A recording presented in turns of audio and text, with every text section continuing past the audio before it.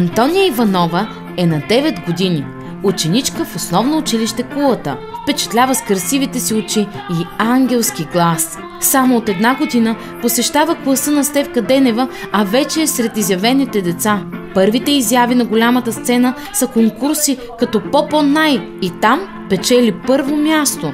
Следват редица национални и международни конкурси, от които си тръгва с не едно призови места. Антония обожава българската музика и предпочита нашинските изпълнения. Мечтата е да стане певица. От когато Антония е тук, всички се чувстваме много добре с нея.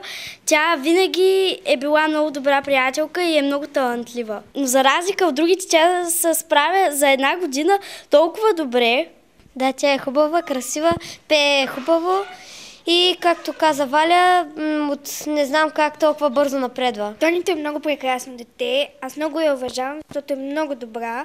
За 1 година напредна много в нашата група, за което се радвам, защото е прекрасно дете. И много хубаво пее, много е добра с всички. Тонито е едно много лъчезарно момиче, идвала с нас на много конкурси и с нея е винаги приятно в нашата компания. Много мило дете.